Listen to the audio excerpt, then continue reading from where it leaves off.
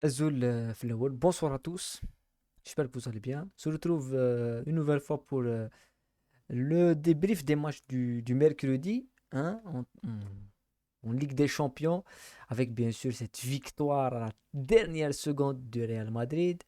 La victoire aussi du Bayern face à Manchester, même si le score, on va se dire que oui, 4 à 3, on va se dire que c'est un match exceptionnel, c'est un match explosif. Non, personnellement, on a vu une équipe de Manchester United qui a souffert et un Bayern qui a les mêmes performances mais les mêmes lacunes. La top performance d'Arsenal, la victoire et le match nul de Lens face à Séville, ça va nous intéresser. On va dire un mot sur ce match-là. Et bien sûr, le match nul de l'Inter à Sociedad, c'est un match sur lequel on va aussi parler. Donc, avant de commencer, n'oubliez pas de liker et de vous abonner au maximum à la chaîne. C'est le plus important pour le référencement de la chaîne.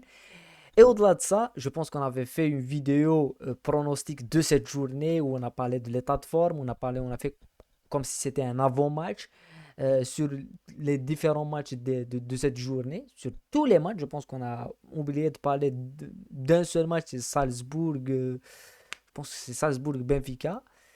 Et j'ai bien fait de ne pas, je pense, le pronostiquer, même si je pense que j'ai dit un mot sur deux, mais on l'a pas, je pense, je suis pas allé en profondeur parce que je connaissais pas l'état de forme du Benfica. Mais pour le reste, je pense, hier, on avait fait un sans faute dans les pronostics qu'on avait fait, sauf sur le pronostic le plus évident que tout le monde a pronostiqué. Je suis pas le seul, tout le monde a pronostiqué. C'est le but de Haaland. Haaland n'a pas marqué. Aujourd'hui, je pense que c'est la même chose.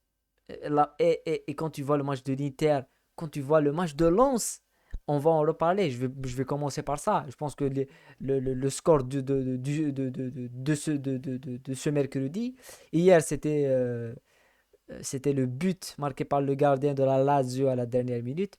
Aujourd'hui, je pense que c'est le nul à rapporter par Lens à Séville dans un match extrêmement plaisant à jouer. Et on connaît l'état de forme de Lens, on a parlé, c'est une équipe qui est dernière de Ligue 1, qui souffre, qui ne gagne pas un match. Et je pense que je l'ai senti, j'ai dit, connaissant Lens qui n'a plus joué à la Ligue des Champions depuis 2000, 2001 ou 99, je ne sais plus, 2001 ou oui, 2001, je pense que c'est 2001 ou 2000. Euh, je savais qu'ils allaient tout donner, ils auraient pu gagner ce match, il y avait deux situations où ils auraient pu même mettre le deuxième but. Et je prends du plaisir à voir cette équipe de Lens. Je prends du plaisir à voir l'équipe de Séville. La déception ce soir, c'est bien évidemment cette équipe du PSV qui prend 4 buts à Arsenal, qui s'est fait démolir face à Arsenal. Et PSV, je pense que c'est une équipe que j'attendais à ce qu'elle démontre quelque chose, mais pas sur ce match. Sur ce match, Arsenal était grave favori de ce match. Tout comme une équipe comme le Bayern, on ne la voyait pas perdre. On va commencer par le premier match qui nous intéresse le plus, c'est la victoire du Real Madrid face à l'Union Berlin dans un match difficile, on l'a dit. L'Union Berlin, ça fait des mois que enfin, 2 ans, hein, l'année passée et aujourd'hui et cette saison, qu'on parle de cette équipe, qu'on dit que c'est une équipe vraiment intéressante à voir. Ce n'est pas des bras cassés, ce n'est pas des pieds carrés en plus de ça. Et ils ont tenu jusqu'à la dernière minute avec Bellingham qui marque un but. Le but, c'est un but de casquette. Mais le positionnement de Bellingham, il est surprenant. C'est-à-dire que comme si le ballon, il va chez Bellingham. Il cherche Bellingham. C'est le ballon qui cherche Bellingham, mais c'est pas Bellingham qui cherche le ballon. On avait vu une équipe de Real Madrid avec Carlo Ancelotti remanié en défense, avec Nacho en défense, Rudiger, avec Lucas Vasquez sur le côté, c'est pas Ferran Garcia, et Alaba aussi. Un changement sur l'équipe qui a joué la Real Sociedad. Kamavinga, Chouameni, Modric qui rejoue. Bellingham, Rodrigo et Josilo en attaque face à une équipe de l'Union de Berlin qui a joué en Tarois 5-2. Et il y a peu d'équipes en Europe qui jouent comme ça. Il y a bien sûr les pionniers, c'est Lens. Lens, ils jouent comme ça. Lens, ils se sont inspirés de Gasperini et de l'Atalanta qui jouent comme ça. Il y a l'Inter qui joue comme ça. Et c'est très très rare qu'une équipe joue comme ça, performe à très très haut niveau, hein, le Taroua 5-2. La dernière équipe à avoir gagné la Ligue des Champions en Taroua 5-2, c'est le Chelsea de Tuchel en Taroua 5-2. C'est-à-dire que c'est rare qu'une équipe avec cette compo type, après qu'une équipe joue comme ça ou s'adapte tactiquement, oui, mais que ce soit le 11 type avec Bonucci dans l'axe, c'est quand même intéressant. Et c'est des joueurs, il y a vraiment Gossens qu'on connaît, Touzard, mais le reste, il faut suivre un petit peu pour les connaître. Mais sinon, on avait vu une équipe, une combativité exceptionnelle des joueurs de l'Union Berlin. Chouamini dépassait tout le match. Une équipe de Real Madrid, il faut souligner ce que fait cet entraîneur, hein. Je pense que l'entraîneur Urs Fischer, qui est l'entraîneur de l'Union Berlin, jouer avec ce système de jeu, c'est un football plaisant et il l'a fait au Real de Madrid. Même si après, je pense que Carlo Ancelotti, il faut qu'on en parle, il faut qu'on en dise quelque chose. On débriefe chaque semaine le Real Madrid. Depuis des années, c'est pas uniquement cette saison. Et je sais que le prochain match du Real Madrid, je vais dire la même chose. Et vous savez tous. Et c'est assez systématique quand on parle du Real Madrid. C'est pour ça que des fois, quand je parle du Real, je parle du résultat. Et ça fait, depuis le début, si on va prendre uniquement cette saison, chaque fin de match, on se dit, le Real Madrid gagne, performant, clinique. Ils ont Bellingham qui marque. Ils peuvent marquer, ils gagnent jusqu'à la dernière seconde, mais on voit rien dans le jeu. Le jeu, le Real Madrid, c'est pas fluide, il n'y a rien, il n'y a pas d'automatisme, il y a beaucoup de déchets, ils se font dominer, ils se font rentrer dedans, et ils sortent, ils gagnent. Donc c'est comme ça, c'est ce qu'on disait l'année passée. Voilà. Et pour gagner, je pense, en championnat d'Espagne, oui, ils peuvent le gagner. Il suffit qu'ils perdent le point de match par rapport au Barça. Mais en Europe, ils vont pas gagner comme ça. Parce que l'unique chose pour que le Real Madrid et Ancelotti gagnent une nouvelle Ligue des Champions comme ça, c'est que, premièrement, que quand tu arrives en phase à élimination directe, tu as un joueur qui puisse te marquer 2 buts chaque match, comme l'a fait Benzema, les triplés que faisait Benzema il y a 2 saisons. Et derrière, il faut avoir une défense solide, il faut avoir un milieu de terrain, un joueur du milieu qui court et qui ne s'arrête pas. Et au-delà de ça, il faut avoir un Courtois exceptionnel. Et là, un joueur comme Courtois qui peut s'arrêter. Mais on l'a vu l'année passée, quand ils se sont passés face à City, c'était trop, la marche était trop haute. Donc, mais le problème, c'est que c'est le Real Madrid, ça ne va pas changer, c'est Ancelotti. S'il y avait un autre entraîneur, on va parler, oui, et tout. Mais pour le Real, l'essentiel c'est de gagner. L'essentiel c'est d'être à 3 points. Voilà. Un autre match qui nous intéresse encore plus, c'est le Bayern qui affronte Manchester United. Une victoire du Bayern 4 à 3 avec des buts de Gnabry, Sané, Mathys Tel et Harry Kane sur le penalty. Højlund qui marque le premier but pour Manchester United et Casemiro qui marque 2 buts dans les arrêts de jeu. Le Bayern, avec sa tactique initiale, il y a pas vraiment de changement. Face à Manchester qui souffre, face à Manchester qui est vraiment dans le dur. Et face à Manchester, il faut qu'on dise quelque chose. Manchester, je pense que perdre au Bayern, c'est pas un scandale pour eux, hein. Perdre à l'extérieur. Et ils sauvent un petit peu les choses en mettant 3 buts.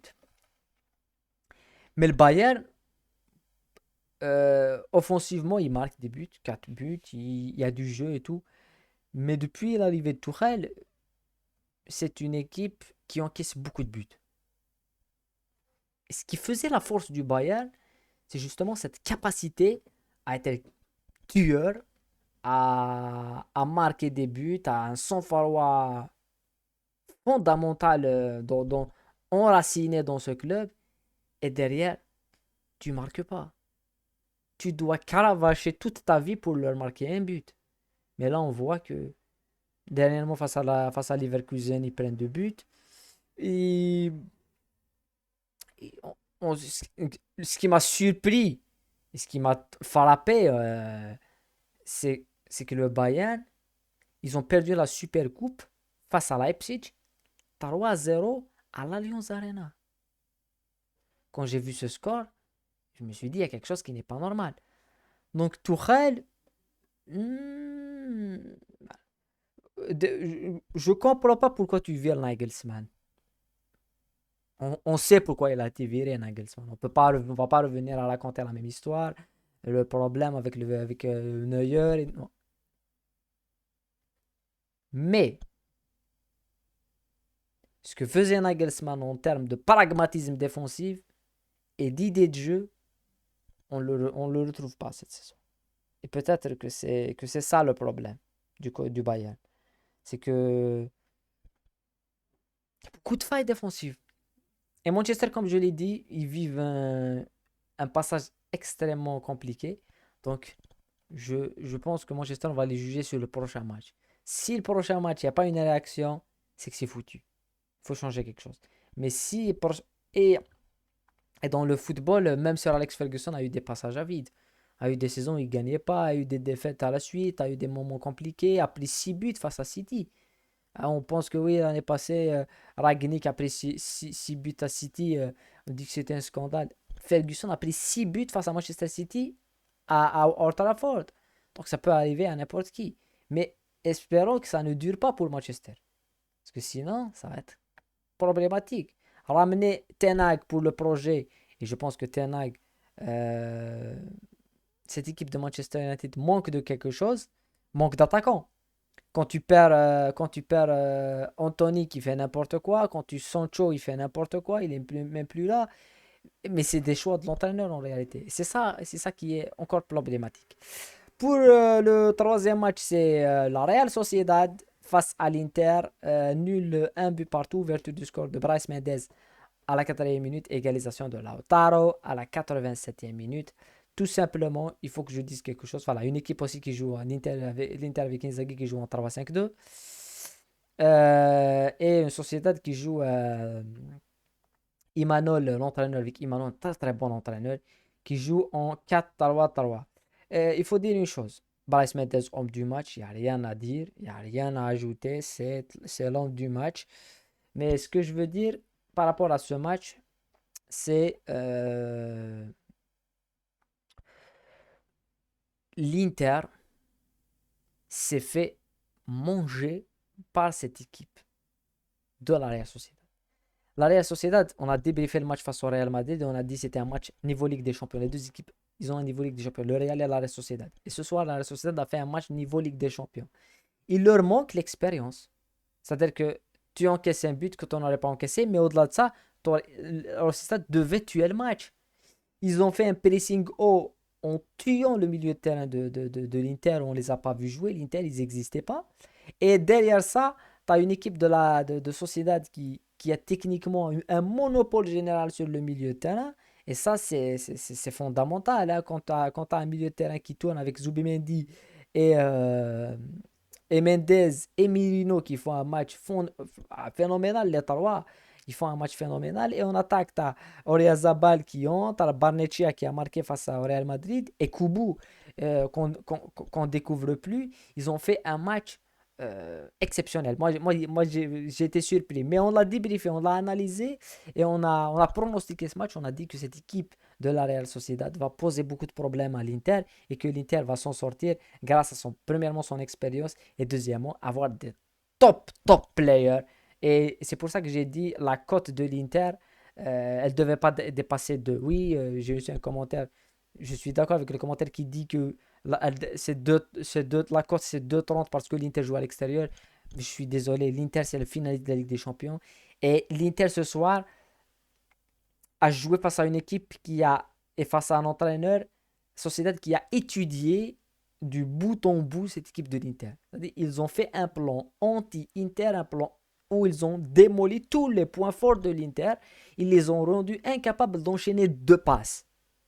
Et je suis d'accord, il y a des absences. Il y a des Marco qui commencent par le match, mais l'absence la plus capitale côté Inter, c'est l'absence de Hakan Çalhanoğlu qui est suspendu pour ce match et qui est remplacé par Aselini qui est passé complètement à côté. Et on a vu Barella et Mkhitaryan, en l'absence de Çalhanoğlu, ils font rien. Ils sont complètement perdus.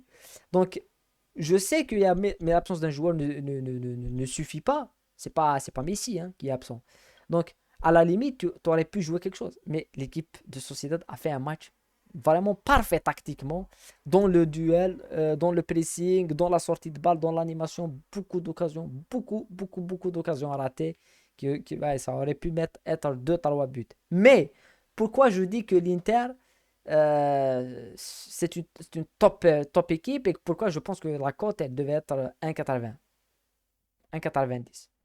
C'est que même en bouclant, en fermant, en tuant tous les points forts de l'Inter, en faisant un match phénoménal, le match de Mendes, le match de Mirino, le match de Zubimendi, et ben l'Inter, ils perdent pas.